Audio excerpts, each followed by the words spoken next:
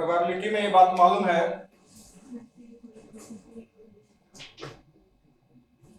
Probability का मतलब होता है चांस, यही ना। चांस किसी भी प्रकार का हो सकता है। चांस जो है अनश्योर भी हो सकते हैं और एक श्योर भी हो सकता है। अनश्योर वाले को हम लोग फिक्स्ड जो है नहीं होते हैं, जो जिसको हम लोग नॉट फिक्स्ड बोलते हैं, अनश्योर बोलते हैं, और ये वाला फिक्स्ड होता है। इसका आंसर नो में आता है और इसका आंसर यस में आता है। ठीक है, इसके आंसर नो और इसके आंसर यस में आता है, और इसका आंसर जब होगा तो ये होता है 0 और इसका आंसर होता है 1। कहने का मतलब प्रोबेबिलिटी का आंसर या तो 0 होगा या 1 होगा। प्रोबेबिलिटी का आंसर या तो 0 होता है या 1 होता है। और जूनियर क्लास में एक फॉर्मूला पढ़ता था तुम लोग प्रोबेबिलिटी का, number of favourable outcomes, number of favourable outcomes upon total number of outcomes. ठीक है, यहां पे जो हम लोग फॉर्मूला पढ़ेंगे, यहां पे जो आउटकम्स को बात जो करेंगे उसको इवेंट से बोलेंगे, और यहां पे NE अपॉन NS से डिनोट करते हैं, जहां पे E आपका इवेंट होगा और S जो होता है वो सैंपल स्पेस होगा, जिसको हम लोग टोटल आउटकम्स के नाम से जानते हैं। ठीक है, ठीक है, सैंपल स्पेस के नाम से जानते हैं। पेपर का एक MCQ का क्वेश्चन फिक्स्ड है कि प्रोबेबिलिटी का आंसर आपका 1 और 0 के बीच में होगा, 0 और 1 के बीच में होगा। इसको हम लोग पढ़ते हैं ऐसे, probability of event is greater equal to 0 और लेस देन इक्वल टू 1। ठीक है, ये पहला कॉन्सेप्ट है, और जो मैथ्स के पेपर अभी होने वाले हैं या होंगे उसमें आपको एक क्वेश्चन यहां से दिखाई देता है MCQ के फॉर्म में। ठीक, हाँ, ये दिया रहेगा ऑप्शन में, लिखे रहते हैं ऐसे, ऐसा लिखा रहेगा। ठीक है, ऐसे लिखे रहेंगे, ऐसा लिखा रहेगा या ऐसा लिखा रहेगा, है ना। और डी ऑप्शन, ये लास्ट वाला ऑप्शन लिखा रहेगा, तो आपको ये सर्च करना है कि कौन सा ऑप्शन सही है। ठीक है, तो प्रोबेबिलिटी ऑफ इवेंट वाले में इसको हम लोग जो पढ़ते हैं उसको पढ़ते हैं कि probability of event is greater equal to 0 और लेस देन इक्वल टू 1। मतलब 0 भी हो सकता है, 1 भी हो सकता है, या 0 और 1 के बीच में हो सकते हैं, इससे ज्यादा नहीं होगा। कहने का मतलब इससे ज्यादा नहीं होने का मतलब ये हुआ कि ना ही नेगेटिव में जा सकता है ना, ना ही ग्रेटर देन 1 जा सकता है, हाँ, और आपका न्यूमरेटर ग्रेटर देन डिनोमिनेटर नहीं हो सकते हैं। हाँ, डिनोमिनेटर आपका ग्रेटर हो सकता है न्यूमरेटर से, न्यूमरेटर इक्वल हो सकता है डिनोमिनेटर से, है ना। परसेंटेज में अगर लेंगे तो 0% से लेके 100% तक होगा, ना ही इससे कम का कोई डेटा और ना ही उससे ज्यादा का कोई डेटा होगा। ठीक है, हाँ, ये सब नहीं नहीं, नेगेटिव में भी आंसर नहीं होंगे।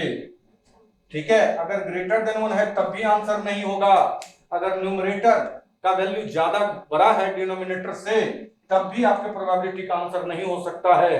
अगर न्यूमरेटर डिनोमिनेटर अगर न्यूमरेटर से बड़ा है तो हो सकता है, न्यूमरेटर अगर इक्वल टू डिनोमिनेटर है तो हो सकता है, क्योंकि उसका वैल्यू कट के क्या हो जाएगा, 1 हो जाएगा।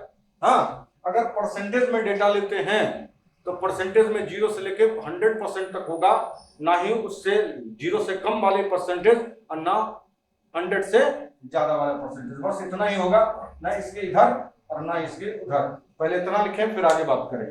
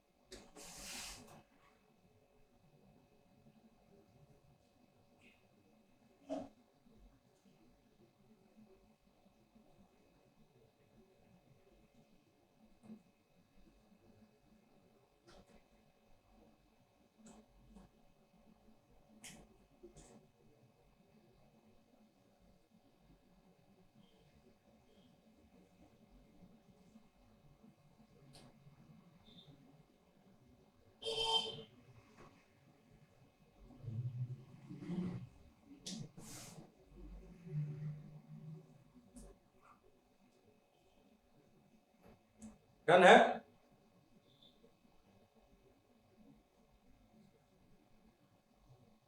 ओके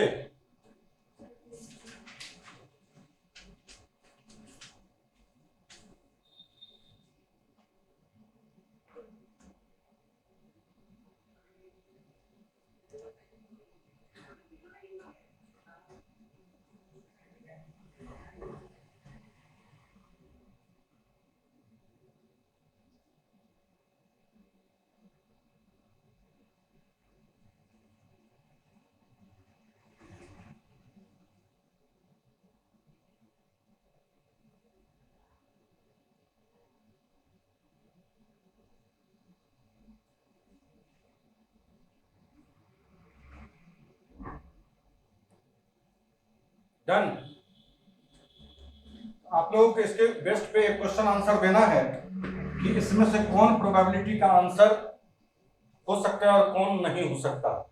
ठीक है, एक है 0.7, दूसरे वाले में है 10/7, 3 वाले में है -2/3, फोर्थ है 110%, 5 है। हाँ ना का आंसर देना है, होगा कि नहीं होगा, है ना। ठीक, इसमें से कौन होगा और कौन नहीं होगा। ये होगा या नहीं होगा, होगा। ये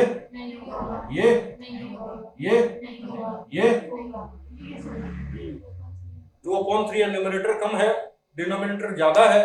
इसका मतलब अगर डिवाइड करेंगे तो 0 पॉइंट समथिंग आएगा, है ना। इसका मतलब ये वैल्यू आपके आंसर में हो सकती है। ठीक है, ओके है। फटाफट लिखते चले, एग्जाम्पल के साथ आगे बढ़ेंगे।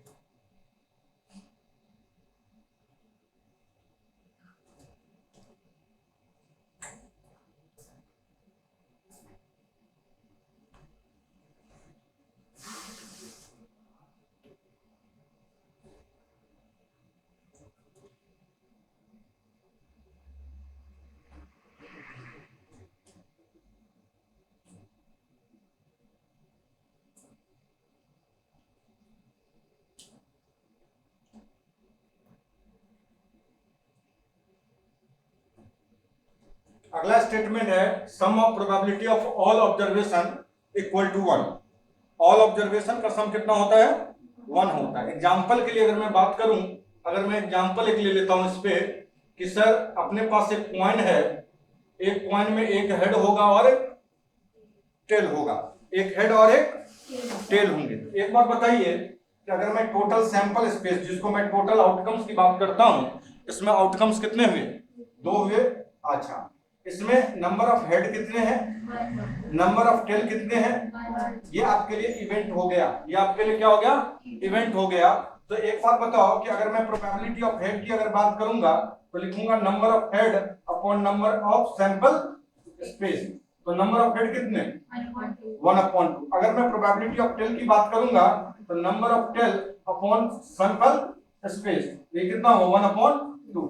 ठीक है, तो एक बात बताइए कि इसके अलावा कोई और इवेंट बन सकता है क्या, नहीं बन सकता है। तो प्रोबेबिलिटी तो 2 ही बना, तो हमारे पास ये प्रोबेबिलिटी है हेड का और ये टेल का, इसके अलावा कोई आउटकम्स नहीं बन सकता है, इसके अलावा कोई आउटकम्स नहीं बन सकते हैं। एक बात बताइए, मैंने क्या लिखा है, sum of probability of all observation का सम कितना होगा, 1 होगा। तो इसका और इसका सम करेंगे तो कितना आएगा, 1/2 plus 1/2 equal to 1। Okay, clear है।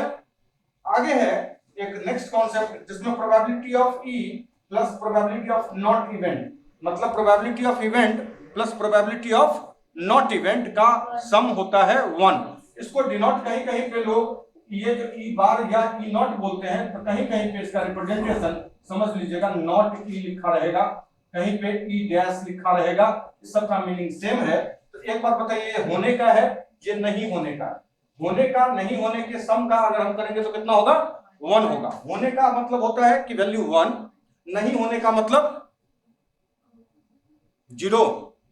हाँ, तो ये हमारा 1 हो जाएगा। इससे 2 फॉर्मूले को हम लोग बोल सकते हैं इजाद होता है, नहीं इजाद क्या उर्दू वर्ड है, इजाद। तो अगर P दिया हुआ है, अगर P गिवन है और P नॉट निकालना है तो 1 में से P को क्या कर देंगे, माइनस कर देंगे। और अगर PE नॉट गिवन है और PE निकालना है तो 1 माइनस PE नॉट कर देंगे।